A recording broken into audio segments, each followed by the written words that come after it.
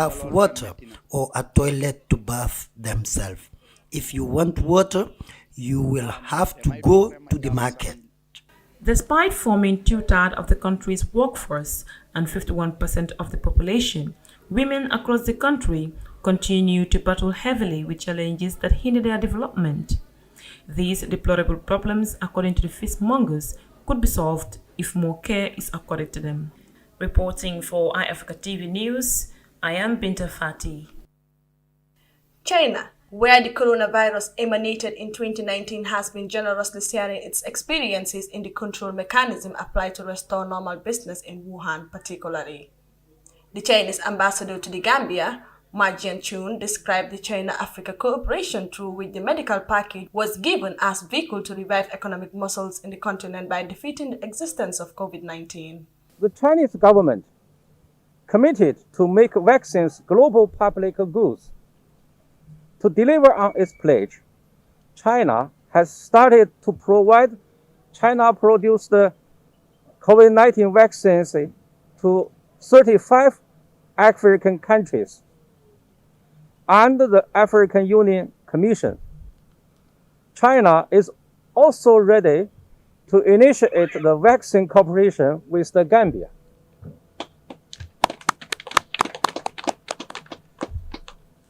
Honorable Minister, ladies and gentlemen, to help African countries fight against the pandemic and bring the economy back on track is top priority for China-Africa cooperation at the current stage. Ambassador Jian has always been in the front line to hand over every medical package from China to the Gambian government, the latest of which he said is meant to alleviate poverty. China is willing to strengthen exchange and cooperation with the Gambia in the field of poverty alleviation by sharing useful practical concepts and experience in order to advance the vigorous development of the poverty alleviation cooperation of the two countries. China will continue to provide support and assistance within its capacity and in accordance with the needs of Africa. We will work with Africa and the Gambia to pursue high-quality belt and road cooperation and build an even stronger community with a shared future to drive Africa's and the Gambia's development and revitalization. The Minister of Health, Dr. Ahmad Lamin Samate, welcomed the gesture and thanked the Chinese government for cementing ties through the medical support. The use of this health equipment is expected to benefit patients in different treatment facilities as well as health service providers. This followed numerous donations of test kits, equipment to manage these patients. It was followed by also numerous donations of personal protective equipment. Because with COVID-19, the health workers themselves are at risk. It is not that we only needed equipment to take care of the patients, but we equally needed equipment to protect the health workers so that the health workers can do what they needed to do best. Without those equipment, it would have been practically impossible for people to go and take care of those patients. So you have also made that possible. You have facilitated that by the donation of the mask, the face shields, the aprons, the coveralls, the boots, and so on and so forth. The thermometers, so that we are able to diagnose these patients with high temperature.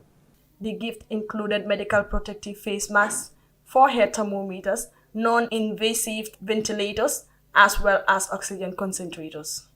This support is coming the very week Gambia launched its COVID-19 vaccination campaign. Health workers, people with underlying health problems, and persons over the ages of 65 are the primary target for the dosage in the first phase of the vaccine. Health facilities together with village squares, markets, and other public places have been identified as the strategic locations for the immunization activities. Reporting for iAfrica News, I am Amindao.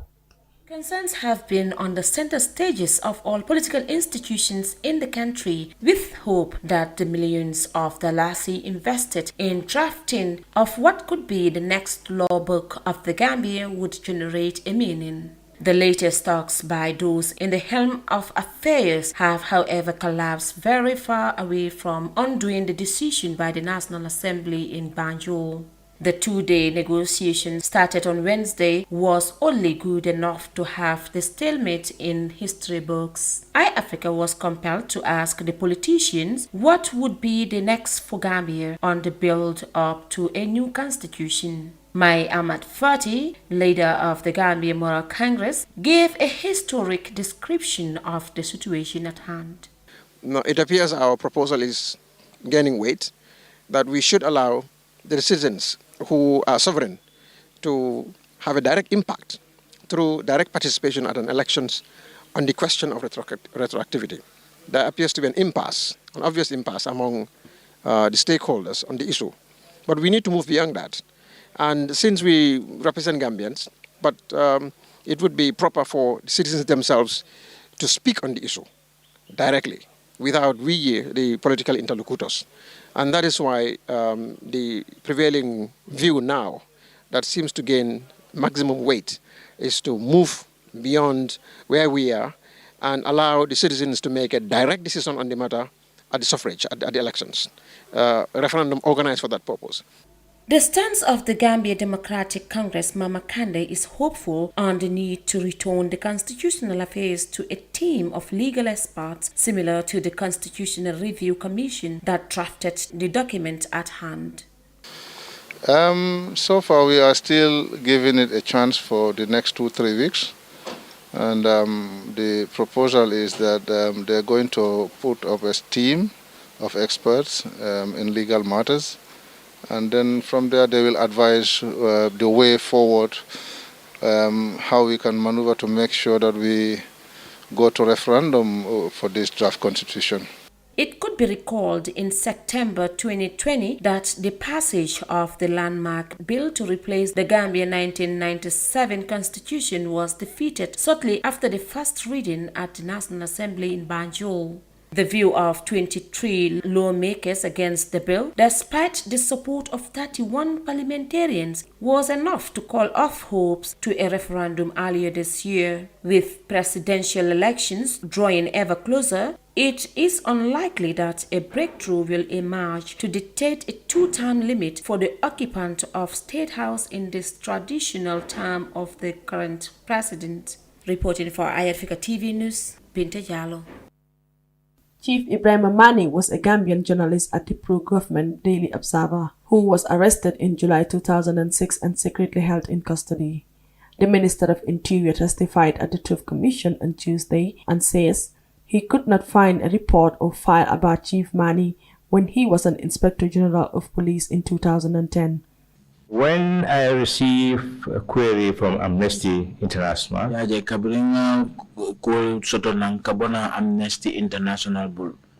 searched for a report on Chief Mani. I couldn't see anything. Why couldn't you see anything? I don't know where to start because I don't know where I'm doing the matter. When did you become IGP? 2010. After 4 years. So after 4-5 years, the police had no file on him. I could not see any file on him. Isn't that also surprising? Surprising. The witness further tells the commission that he later called the CID officers to trace the file of Chief Mani when reports started coming in heavily.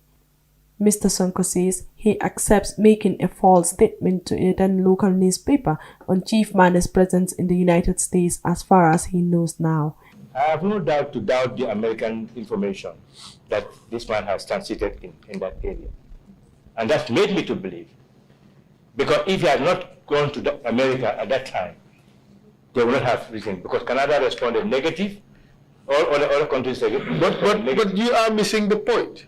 We have accepted that you are reckless in your statement. Yes, if you say that, I will agree. Okay, but why do you accept that you are reckless? Because there is some other information out there which you did not consider. Yes. Okay, but that information out there shows that the statement you made was false. But it was not forthcoming at that time. Whether you know it or not. That's why I said, as far as I know now.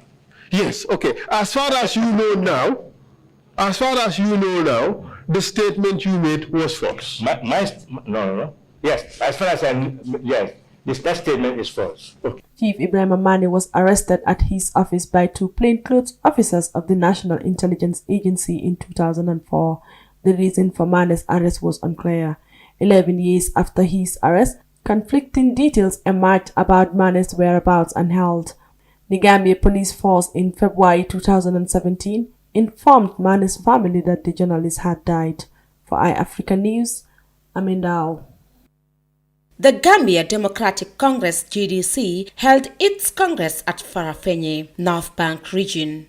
This is the second time the party is electing its executive as mandated by the IEC. GDC was established in 2016 and has since managed to gather a wide range of supporters across the country. The party has worked on various projects throughout the country, ranging from the waste system of the Banjul gutters, rehabilitation of mosques, boreholes, to awarding scholarships to deserving students, among others. Under the leadership of Mama Kande, GDC is said to have been championing the development of the country at all levels. Speaking at the event, the party leader of GDC, Mama Kande, underscored his party's position in helping the needy across the country. Our people are in great despair and are eagerly longing for a break with the painful scenario. I do not have to remind anyone or anybody of the great role the GDC has been playing in crusading against this sad phenomenon, and we will continue to fight until we bring it to a halt. Kande said the peace of the nation is of paramount importance. We must uphold this peace and unity we enjoy, to protect it at all costs and nurture it. That is the only way we can move this country forward. According to Kande, a GDC government will ensure good governance principles are promoted at both central and local government levels by strengthening the autonomy of local government authorities. He said his party is poised to promote sustainable communities that plays an active role in promoting the economic, social, and environmental well-being of their areas through a mechanism of the Sustainable Community Strategy, which includes an obligation to involve the local people in the decision-making processes that affect their lives. Kande, who is also the flag bearer of the GDC, noted that GDC will empower local councils to make them strong development actors with complement from the central government. Dudun Dao, the public relations officer in the diaspora, dilated on the importance of political parties in the country. Political parties in modern democracies are not only machinery in contesting of election, but represent the people in parliament and take grievances to the courts rather than the streets. Encourage citizens to regard democratic politics as morally and procedurally legitimate. By representing constituents in the corridors of power, parties render public policymaking accountable and expose instances of official malfeasance. Political parties should recruit, train, and socialize political actors that bring fresh talent into the system and ensure that democratic ideals are imbibed at the highest level of the society. About 225 people from Sare Muti cross-carpeted from NRP to GDC at the event. Reporting for iAfrica TV News, Binta Jallo. The Truth Commission is established to investigate records of human rights violations, but to also consider reparations for the victims of abuses, promote reconciliation, and promote non-reoccurrence. Two perpetrators of the National Intelligence Agency, Basiru C. and Omar Cham, sought reconciliation with their victims at the Truth Commission during their testimonies. One of the victims of Omar Cham, Musa Jao, says he has forgiven Cham wholeheartedly after everything that transpired between them. Moras ki bi mo he yow dañu la jox safar nga dem tour ko office Diallo def ma jaaxal. That's why when he told me that I was given a spiritual water to go and put it in Diallo's office, I was amazed. I said to them, me? I thought how I used to sit down in their office. Whatever they need, him and his juniors, whatever they need, I will get up and go and do it for them. And now they are the people who turn and place these accusations on me. I was amazed and surprised. Because I don't have that habit and I don't have that way of doing things to people. But Allah said, if somebody does anything to you, Allah loves those people who can bear. Whatever he does to me in this world,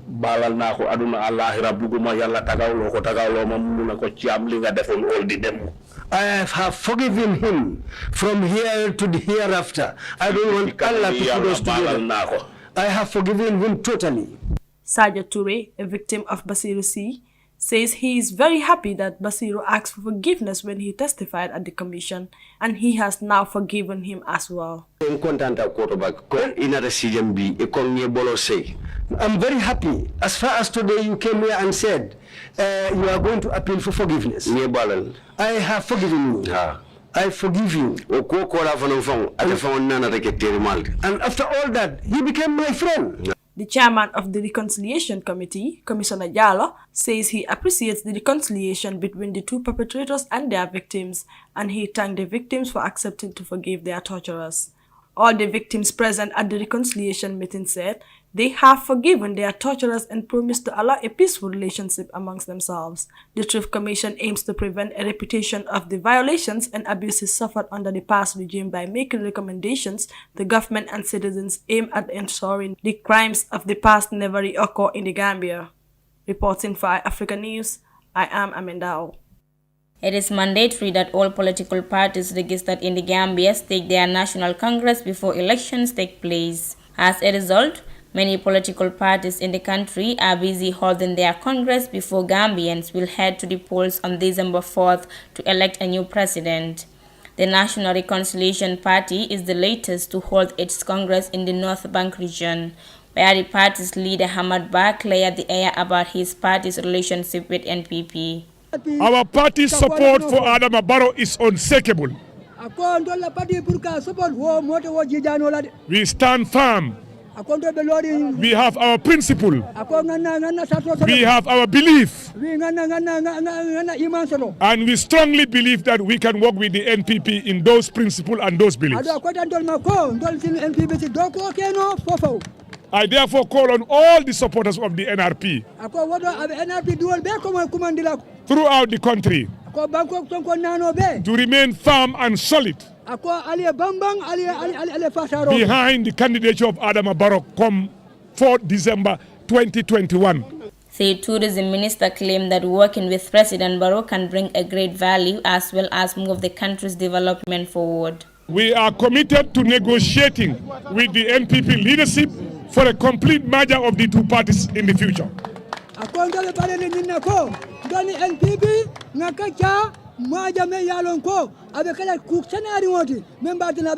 We want to strengthen democracy, the politics of Adama Barrow, politics of development in this country, to make sure that Gambians are pulled out of this evil poverty. Kakumo bamba dija aninka sembentuya memu Adama Barrow la democracy Senegal me alo be Senegal ka Gambia yiruwandi ka Gambia samba nyato. We also strengthen by doing so we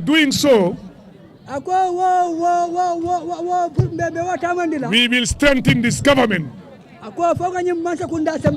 We will stand firm in promoting democracy and good governance in this country.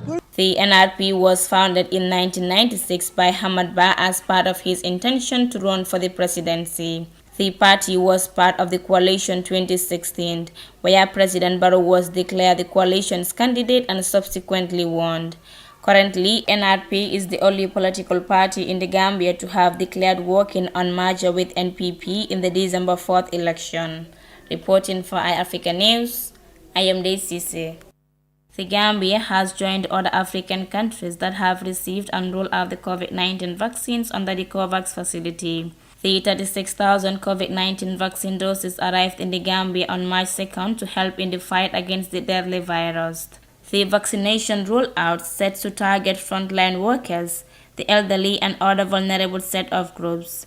President Barrow urges the cooperation of all Gambians towards the vaccination process, saying that the vaccine is safe and everyone should step up in the global fight.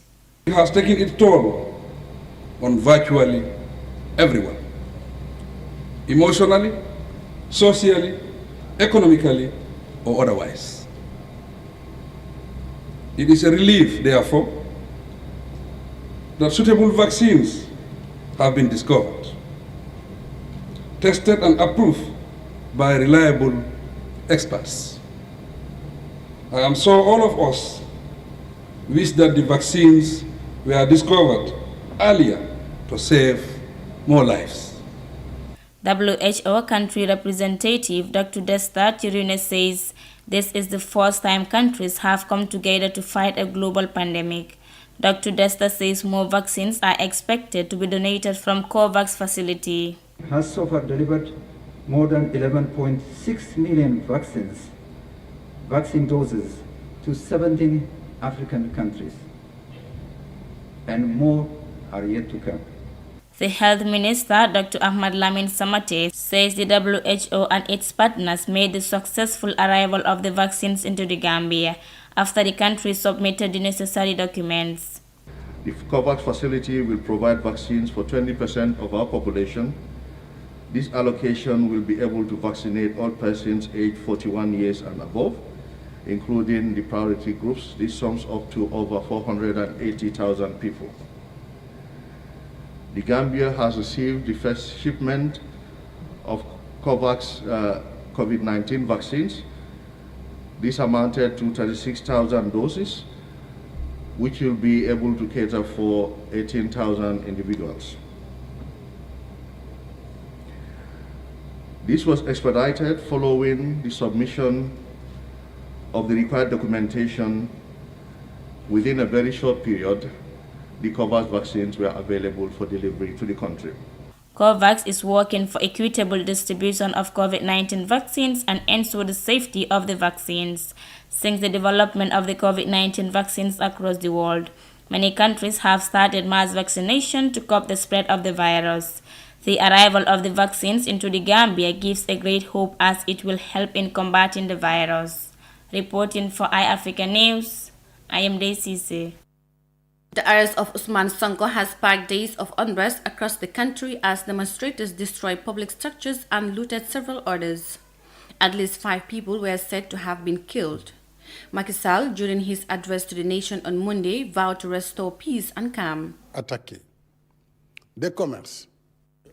As far as I'm concerned, I will use all the powers conferred on me by my office to consolidate the return to calm and serenity in the best interest of the nation, the security of persons and properties, the defense of the Republic, and the preservation of our democratic institutions. President Sall says he understood that the anger expressed by demonstrators is linked to the impact of an economic crisis made worse by the COVID-19 pandemic. Leurs suggestions et recommandations constructives. No one can deny that the entire world, including our country, is going through a deep economic crisis, causing millions of jobs and income-generating activities to be lost.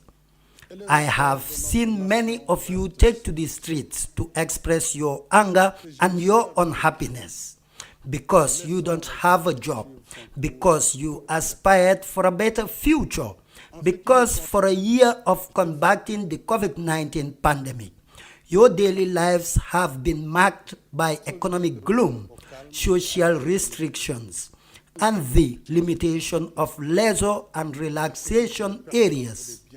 The Senegalese leader further argued that there is no justification for the regrettable act of demonstrators for destroying public buildings.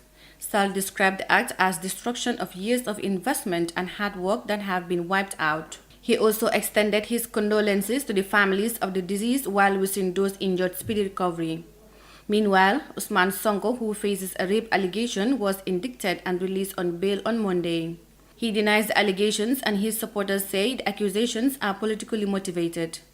After his release, Sonko expressed gratitude to people who took the fight upon themselves. Sonko also said he had sleepless nights over the destruction and loss of lives during the riots. I would like to say to the Senegalese that my heart is heavy. For the past few days, my sleep have been very disturbed, not because of the case in question, because it leaves me indifferent, but because there has been too much damage, too many victims, too many murdered, since it is murder, assassination, too many wounded people, too many people in prison, too many families affected, and obviously we feel more or less indebted to all those people who have taken it upon themselves to fight. Ousmane Sonko's lawyer affirmed that his release is under judicial supervision. Many Senegalese are dubious about the accusations against Sonko because two other top rivals of Sall were previously targeted by criminal charges that prevented them from running for president in 2019. UN, ECOWAS, and several civil society organizations called on all parties to exercise restraint and remain calm. Reporting for iAfrica News, this is Mariama Cham. Since the hearings on the West African migrants commenced on the 24th February, more witnesses continue to testify on the 2005 massacre. Testifying on the execution of the migrants, the then Foreign Minister, Lamin Kababajo, told the Commission that he felt very embarrassed and deceived for sending a false letter to his Ghanaian counterpart. You agree completely that the story you gave was completely false.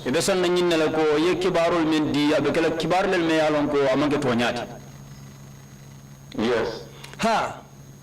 How do you feel knowing that the letter you sent to your counterpart, who is today the president of Ghana, is completely false? It's a cock and bull story. Yo gota nyadi le ile taro men safe ka ki do nyoyenu men yalon ko saintem atelem president de Ghana banko kan kuma kanel me yalon ko amanke to nyadi kuma kulle me yalon ko ron miral famire fan sumira ko wol ron wolle be fuduru mo le taro nyin kono. I feel very bad, very embarrassed. And I felt deceived. Kababajo further revealed that the information on the letter emanated from the Ministry of Interior. According to him, if he is to face his ex-counterpart, Ghana's current president, he will apologize deeply and express his disappointment for being misled. How would you correct this rhetorical question that you have raised in your letter? What would you say to him?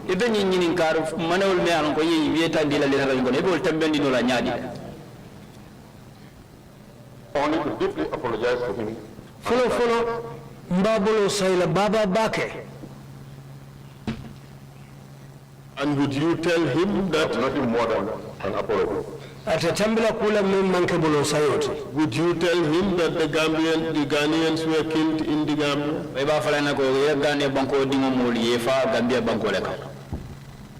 Indeed, of course, I would.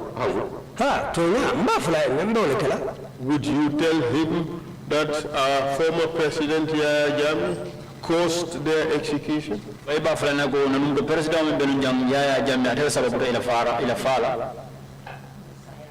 Indeed, very well, I would. Would you tell him that the government carried out a massive cover-up of their heinous crime?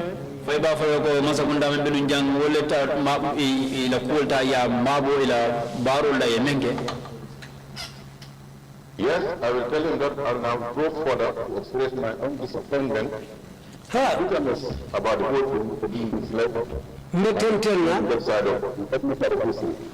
Concluding his testimony, Mr. Baja extended apologies to all the victims and their families, both in and outside of the country. The government of the Gambia tried to cover up by saying that the executed migrants were mercenaries. However, so many witnesses, including the killer machine of former President Jammeh, described the accused mercenaries as migrants, as they were not carrying anything terrifying such as weapons. Reporting for iAfrica News, I am Amindao. The town hall meeting gathered women parliamentarians and lady councillors to share their struggles in acquiring their political positions. Several organizations around the world are fighting for the strong participation of women in taking leadership roles and being key decision makers in politics. In most cases, these women politicians face many challenges such as insults, calling of names, and discouragement from their fellow women. Fatou Jallow, lady councillor of Brikama Area Council, says vying for a leadership position is always a challenge. If you want to be a leader, you have to take everything. Because in the Gambia, it's very serious.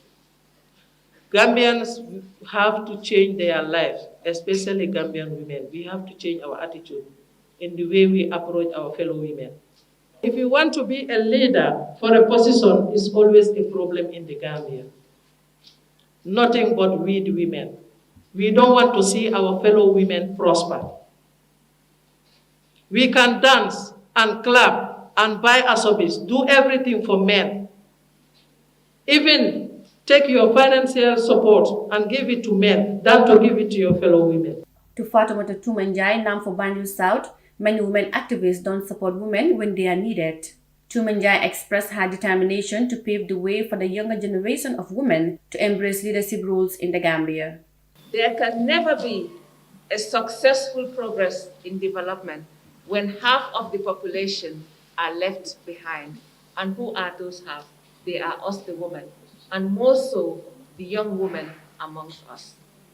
As a lawmaker, I pledge, as the theme of 2021, to ensure that women take leadership, not only to take leadership, but to pave the way to make it easier for women to take leadership. And my pledge is to take the burden on myself to make sure that that brunt remains on us for the younger generation to have an easy path along the way.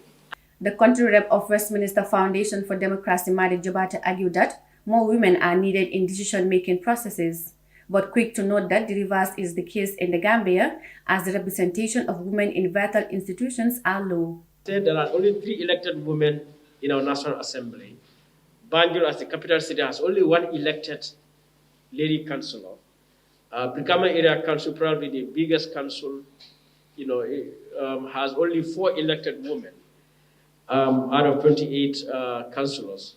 So that goes to show that women are limited in number in centers of power, in decision-making, institutions that decide the distribution of resources, the provision of services, and the protection of rights. Rising women leadership in Africa reflects an encouraging global trend. However, only 14 countries in the world have 50% or more women in their cabinets and decision-making processes. Reporting for iAfrica News, this is Mariama Cham. Reports of residential crimes such as pickpockets, theft in crowded and isolated areas in the Gambia have increased. These criminals mostly target victims based on perceived vulnerability by threatening them with violence. The police PRO Lamin Jai said they are aware of these crimes and are doing patrols across the country as a means of providing security for the people. We are equally very concerned about crime happening within the country, and that is why we are putting up a lot of strategies to ensure that we prevent crime as much as possible. And if it happens that crime occur anywhere, we are able to apprehend the offenders. And so we are doing patrols all over the country. This is why we are doing night and daily patrols to ensure that we are on top of criminal activities.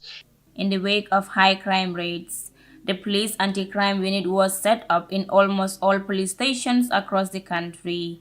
Although the issue of organized crime is less prominent in the Gambia than other nations in Africa, but it does present a serious issue for the country and its citizens. As part of efforts to mitigate the high crime rates, Mr. Njai said community policing has been introduced to address the situation. So equally, we are very concerned, and that is why we also employ strategies of community policing to deal with issues about theft within the communities. Not just theft, but crime in general, because community policing has proven to be a very effective strategy to be able to deal with different forms of safety and security issues within communities. And that is to have people involved and engage in their own safety and security, working and collaborating with the police. In the Gambia, crimes of various natures are being conducted by citizens and foreigners almost every day. Reports show that underemployment and poor economic growth has contributed to the rise in crime rates in the country. Statistics on problem property crimes, such as vandalism and theft in the Gambia, moderates for about 56.25 in 2020. Reporting for iAfrica News, I am Daisy. As many people cast doubt over the efficacy and effectiveness of the COVID-19 vaccine, the Health Ministry has on Wednesday held a press conference to raise awareness and understanding ahead of the vaccination. The vaccination in the Gambia will target the priority groups and those aged 40 and above. The Health Minister, Dr. Ahmad Lamin Samate, urges the media to help the ministry to sensitize people on the vaccination. Most of what the people know about COVID-19 and most of what they are going to know about the vaccination is going to be through yourselves. That is why your role in the success of this vaccination campaign is very, very, very crucial. So we appeal to all of you to send the message, to encourage people to get the facts so that we can report the facts. And we also, encourage the people for the uptake of these vaccines to be high, because the vaccines are protective. WHO country representative Dr. Desta Tirune says this is historic as it is the first time the world ever produced an effective vaccine in less than a year. He encourages the public to take the vaccine. Here is now for the public to take up the vaccines and make sure that these vaccines are also put to good use. Not everybody will get the vaccine because we don't have enough of them. As the President and Cabinet Ministers receive their first jab of the vaccine, the UNICEF country representative Jonathan Lewis hailed the move as great. He acknowledges the effort the Gambia government takes in the fight against the pandemic. I got a call from my regional director on the Day of Independence, on the 18th of February. And she called the Gambia country office representative as well as 4 other UNICEF representatives in the region. And the question was, are you ready to receive your vaccines? Because our mechanism that we use to arrange for the packaging, the logistics, the supply, the delivery, actually getting the vaccines onto the cargo hold of airplanes, we're ready to go with millions and millions of doses. So the question at that point is the Gambia ready to receive its first shipment of 36,000 vaccines? And I said, well, we're going to have to look into this because this is moving perhaps a little faster than we expected. The Gambia is expecting more vaccines to be rolled out, and the current vaccination will continue towards the end of the year. The West African nations are the first countries to receive the product as part of the COVAX initiative. COVAX hopes to deliver more than 2 million doses of the vaccines in 2021. As the demand for the vaccines will exceed the supply, there are growing concerns that poorer countries might be left behind in the vaccination program. Reporting for iAfrica News, I am Daisy. As the Truth Commission continues its hearings, witnesses and victims continue to narrate their stories regarding the massacre of more than 50 African migrants who were captured and killed by state agents in the Gambia. Today, the Alcalo of Ghana Town appeared before the commission to explain what he knows about the West African migrants. He said the first person was brought to him by youth of the community and was told that the person was asking about the Ghanaians living there.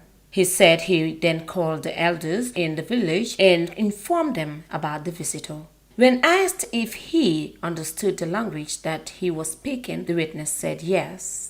He told the commission that the victim told them that they were a group and they took a boat from Senegal to the Gambia where they were to take a ship to continue their journey. Somebody pick up it told more tang you will pick up he said when the pickup came, 10 of them were told to board that pickup. So the pickup took away 10 of them at that in the first trip. He said they were taken there, it was at night, but he can see that that area was close to the forest. In fact, it was in the forest.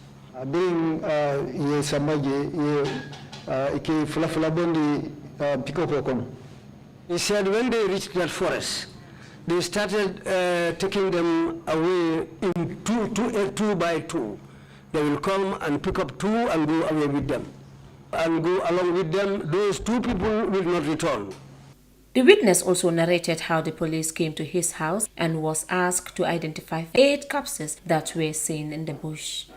So after the discussion with them, there were Ghanaians there. They also have Ghanaian executive members there. Chairman of call. We called the chairman of the Ghanaian Community Executive. Ghanaian Community Executive. Yes, the Ghanaian Executive Committee. We called their chairman. Ghana Town Community more identified Jebang. So when I reached the station, they told me that they found 8 corpses around the bush.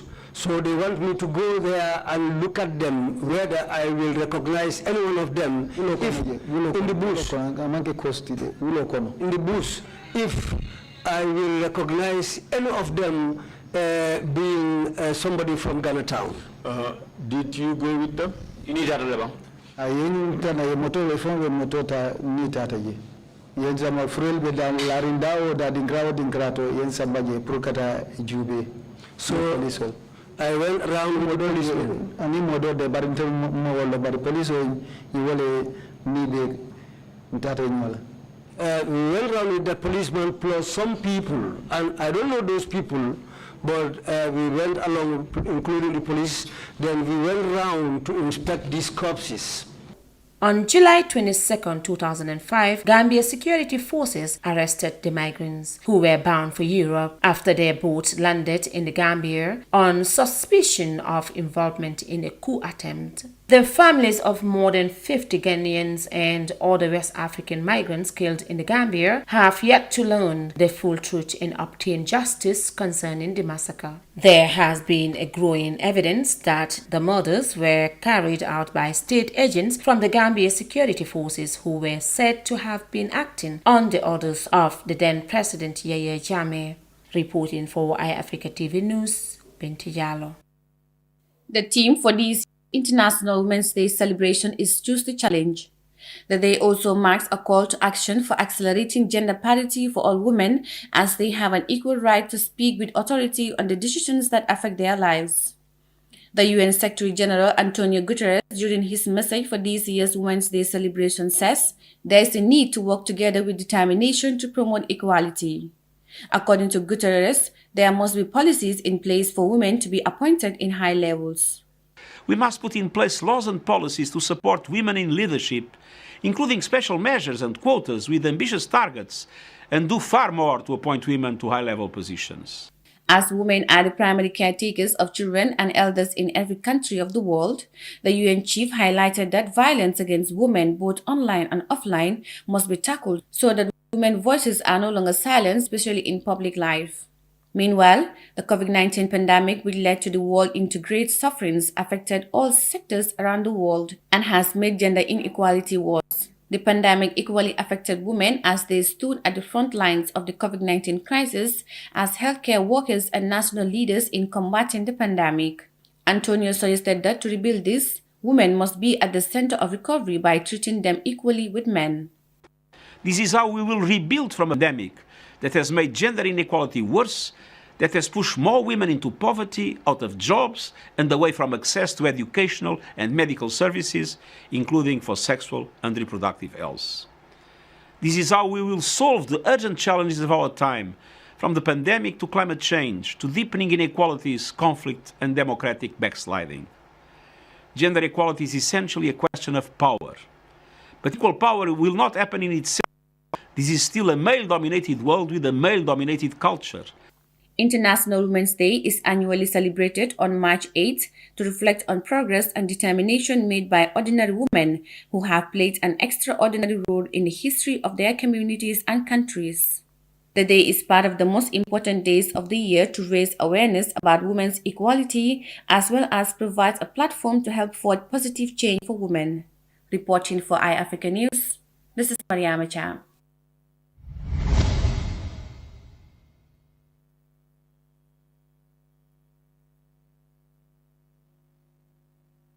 Gambia may be the smallest country in Africa, but it will host the second largest gathering of world leaders in 2022. To successfully host the OIC summit and put the Gambia on the global stage, the government of the Gambia set up OIC Gambia to mobilize resources for the implementation of key development and infrastructure projects on a scale never seen before. 20 new roads will be constructed across the country, and the Bertel-Harding Highway will be expanded into a dual-carriage highway of 2 lanes on each side from the airport to Sting Corner. All people in the Gambia deserve clean water and a constant flow of electricity. Therefore, an entirely new water system will be constructed, including new transmission and distribution networks to meet the increasing demand. In order to provide a more reliable supply of electricity, the OIC Gambia project will replace and double the capacity of the NAWIC transformers and overhead electric cables. We will equip the police with modern apparatus and technical training in an effort to keep the streets of the Gambia safe. By building the largest international conference center in the region, a 5-star hotel with state-of-the-art facilities, first-class mobility services,